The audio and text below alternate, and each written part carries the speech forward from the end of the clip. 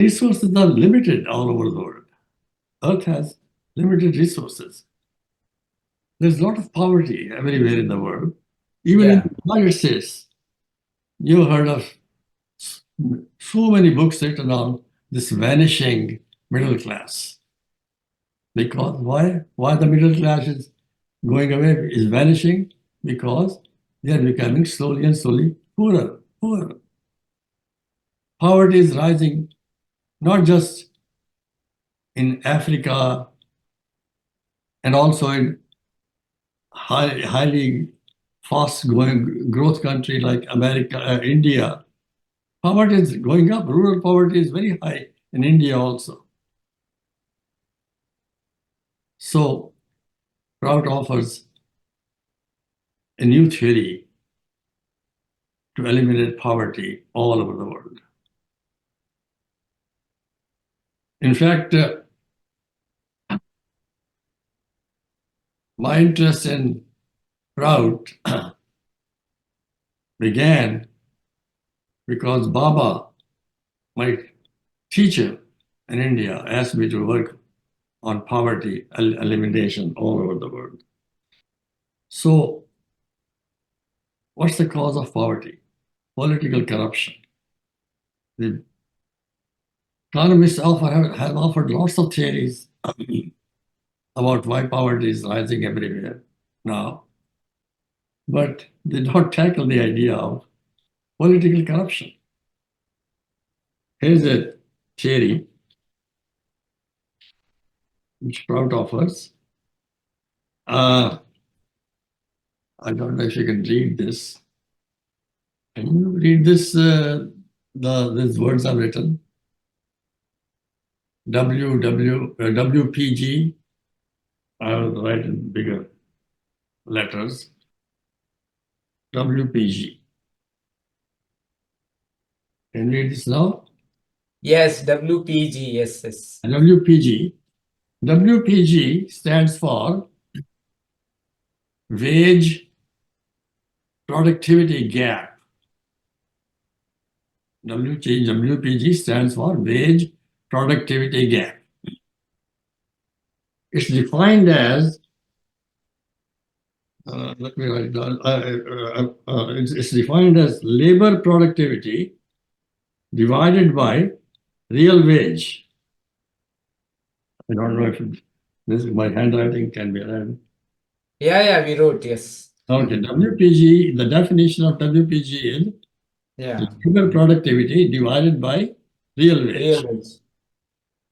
Real wage creates purchasing power, which is also a word introduced by Prout.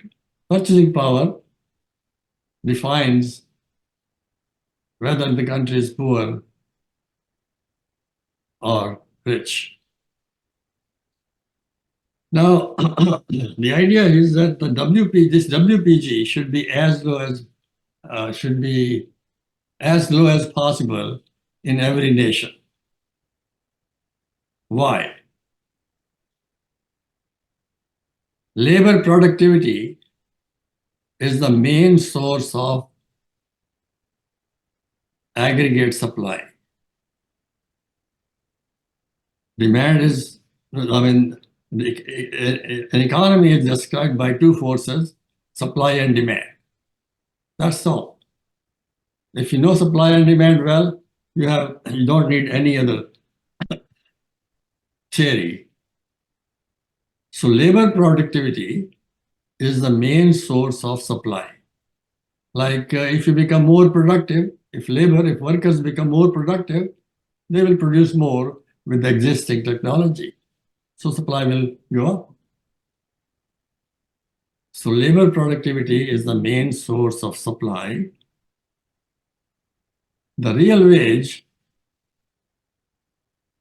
is the main source of demand. So when supply and demand are equal, there is no problem at all in any economy.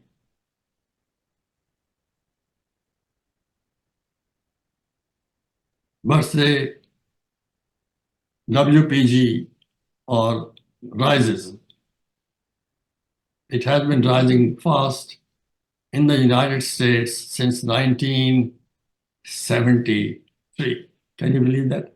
Since 1973, this WPG has been rising fast, and no wonder there's incredible problem now in America and incredible problem of debt. All the economic laws have been, all the economic laws governing supply and demand seem to have been abolished in the world because this WPG is very high. And in fact, free trade reflects this idea of high WPG, age productivity, because it increases the profits of big companies like Apple. I'm using their computer. Perhaps you're using Apple computer and Apple iPhones. All these are produced mostly in China or Vietnam, in foreign countries. Why? Because they have very low wages themselves. China has very low wages in there. Vietnam has low wages. So all these low wage products are produced in third world countries. And then they're imported at very low cost. The cost of production will be very low when produced by low wage labor. And they are sold at very high prices in America, Canada, England, Europe, etc. So this way then companies make huge profits for themselves and their CEOs, but hardly pay anything to workers.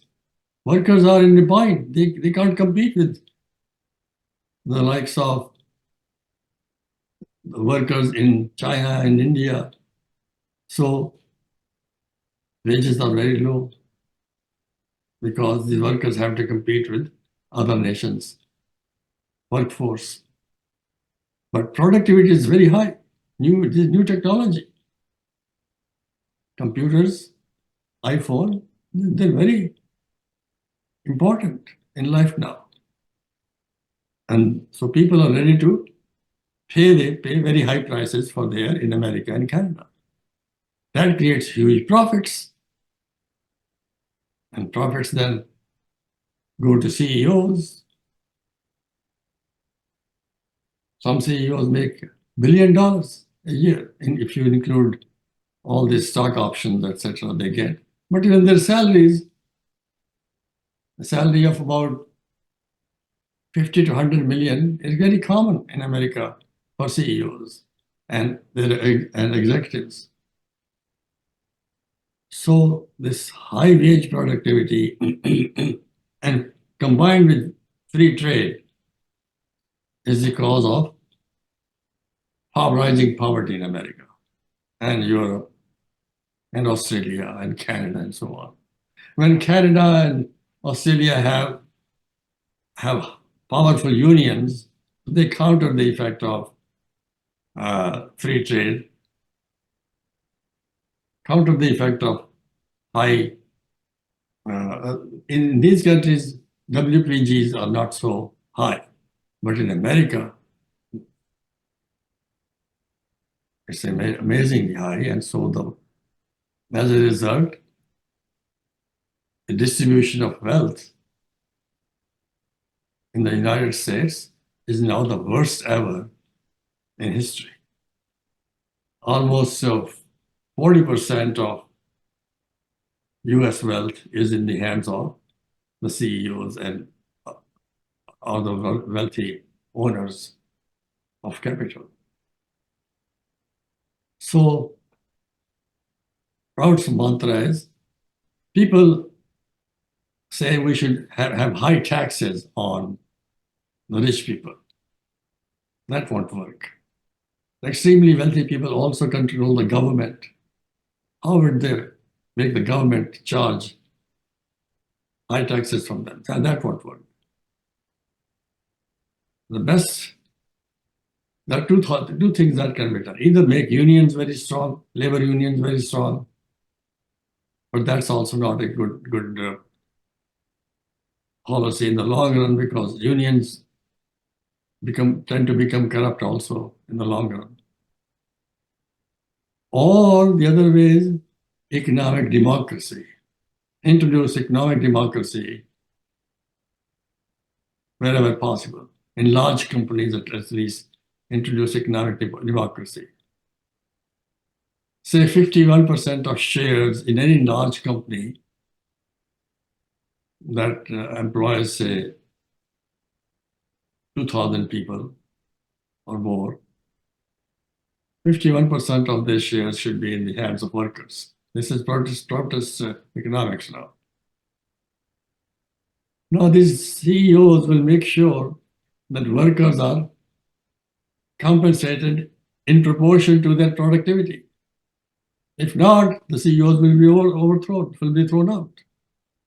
Because the board of directors will be answerable to workers now.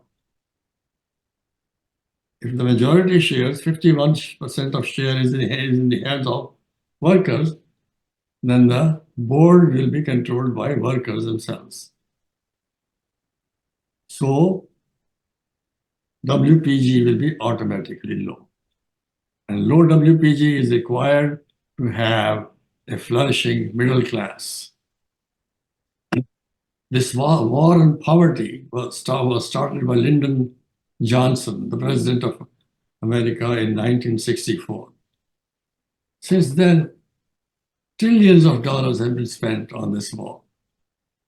But people are becoming more, the middle class is becoming poorer and poorer. How do we know that? Middle class can afford iPhones, computers, and so many industrial goods, but they're all bought in credit. Right. All bought in credit.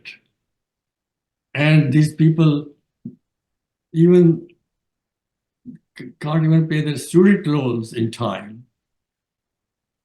How will their poverty go away? Unless WPG is reasonable and low. Now, recently, labor unions of auto industry went on strike, and they could point this out that in the 1960s, a CEO wage was something like 20 to 25% of a worker's average wage. That's how they got some public sympathy. Wage increases sharply because in the 1960s, this CEO wage in auto industry was about 20 to 25. Now, if you look at some figures, the CEO wage in the US economy is something like more than 300 times the average wage of the manufacturing worker. This is an incredible maldistribution of resources and the main reason for rising poverty in the United States. So as I said, one way would be to strengthen the union and reduce the WPG gap, but that's not a long-term solution. The best thing is to have economic democracy in large companies. This is what Prout recommends. And once there is economic democracy, poverty will go away by itself. We won't need to tax the rich or have the government spend trillions of dollars on poverty removal programs.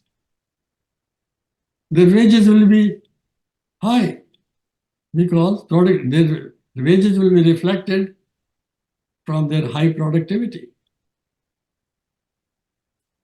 And when wages are high, people will be able to afford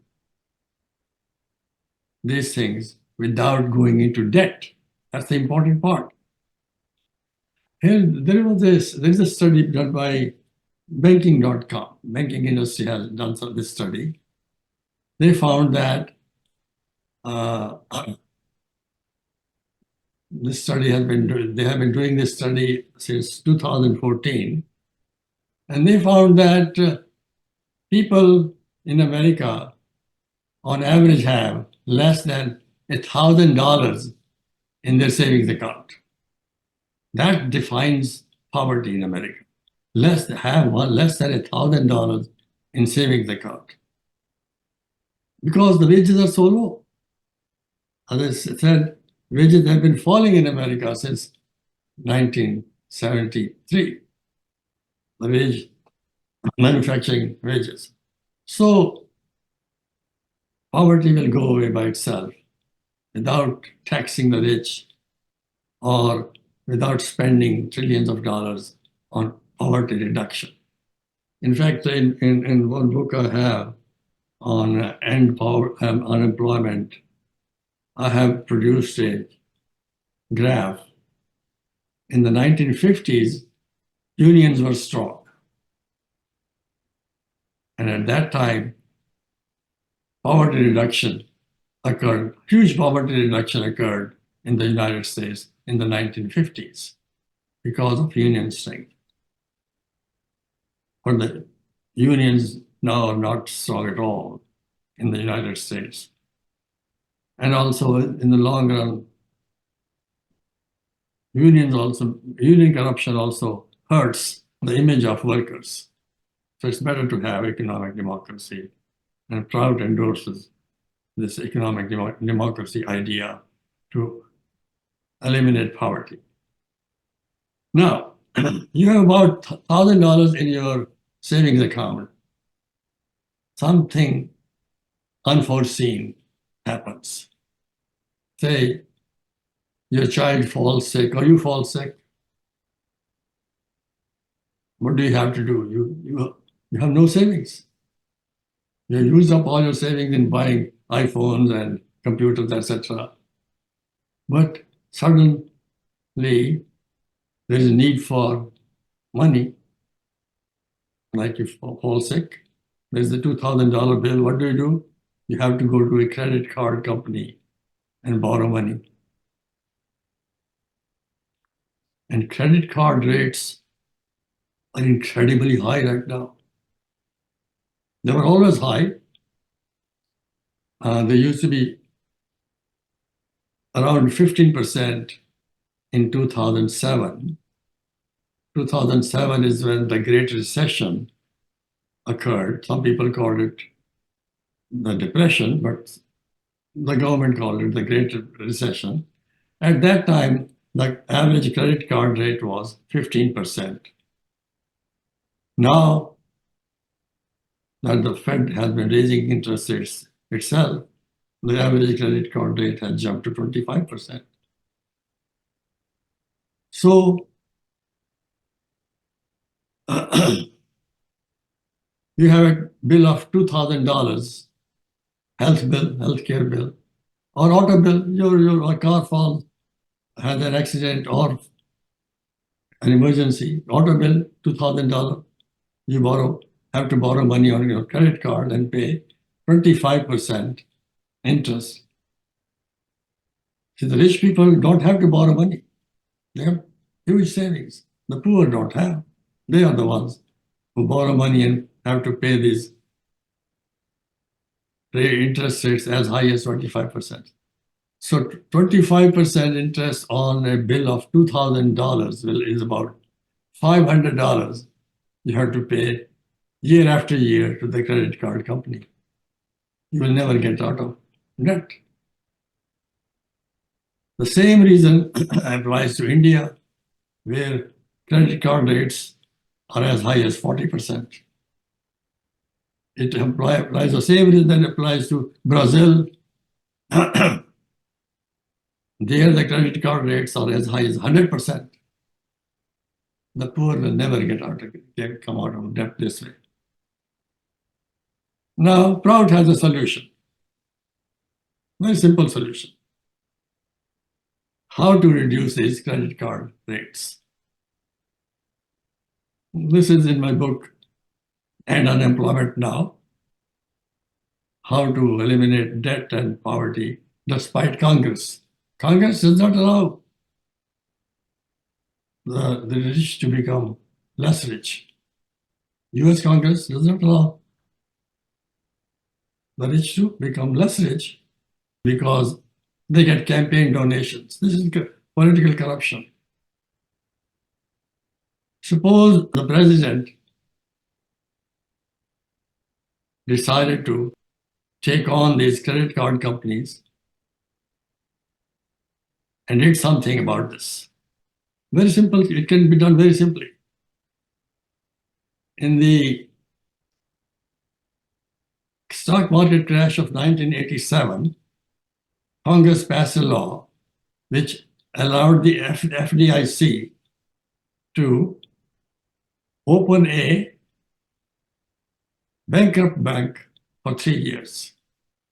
This FDIC, I'm sure you know what FDIC is, the Federal Deposit Insurance Corporation. It insures deposits up to $250,000 per person and has a lot of money saved up itself. It has a $50 billion capital. So suppose the FDIC takes over a bankrupt bank, makes it solvent, but does not sell the bank to another bank. So right now, the government puts a bill of some bank going bankrupt. They make it solvent using their money, then they sell it to some private bank. Why should you do that?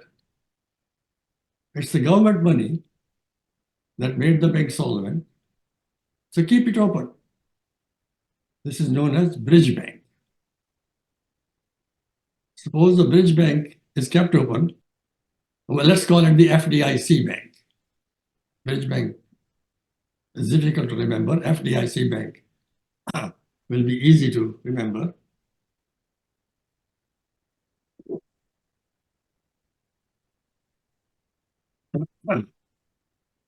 So suppose this FDIC bank says to the poor people who are paying 25% interest, say, okay, we will charge you a maximum of 10% interest rate, or even less if interest rates come down. So if you have a loan of $2,000 to a private company, you will have to pay $500 a year. But if your loan is 10%, has an interest of 10%, then you have to pay $200 bills to the FDIC. Because bills, the credit card interest will come down overnight. If the FDIC tells people, we will charge you, transfer your loan balances to us, we'll charge you a maximum of 10%. Then they'll pay only $200. How much is the saving to the poor people here? See, nowadays credit cards are used for a lot of transactions by the poor and the rich. Even to buy food, they have to use credit cards, and they pay for 25%. How awful. How painful. So if the FDIC said, okay, we'll charge you 10%, immediately interest rates will fall to 10% because now the private banks will have to compete with FDIC. That's why I say competition, create competition, the general market, or make the unions strong to eliminate poverty. But my preference is create competition. Taxing the rich will not solve the problem. I don't believe in that. Competition will bring down CEO incomes. And when incomes are low, current tax system is fine. This problem of poverty will take care of itself. So one way to cut poverty in America is to open this FDIC bank. And believe me, this can be done in 3 days by FDIC. At the most, it will take another month so people can transfer their own balances. People can move their money from high interest rates to low interest rates offered by FDIC. So poverty will be cut in half automatically within 1 month, maximum 1 month. And it can be done all over the world. In Brazil, as I said, the credit card rates can be as high as 100%.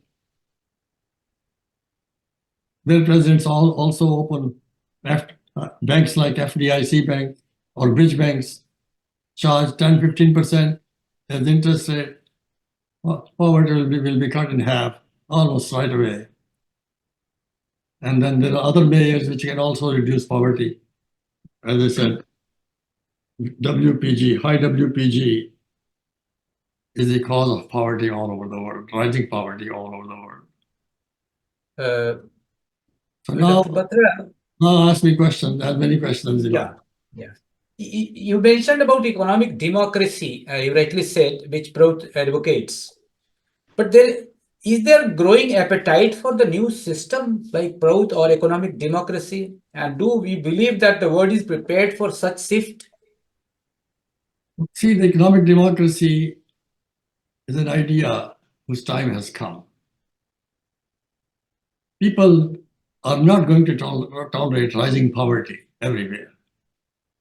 Paying these credit card rates year after year, with CEOs pay rising year after year, with the help of the government.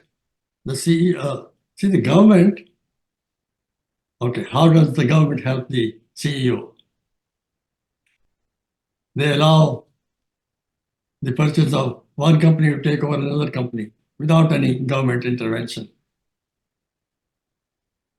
The US Constitution says that it's the responsibility of the government to make the economy competitive. There was a law passed in the 1890s, antitrust law, which does not allow a large company to take another large company without challenge from the government. As an example, in 1910s or 1920s, there was this company called Standard Oil, which was a huge company. The government broke it up using the antitrust law, divided it into 16 smaller companies. The oil monopolies disappeared and oil prices came down. So it's the government should be doing these things, creating competition in the economy and society. Problem of poverty will disappear, will take care of itself.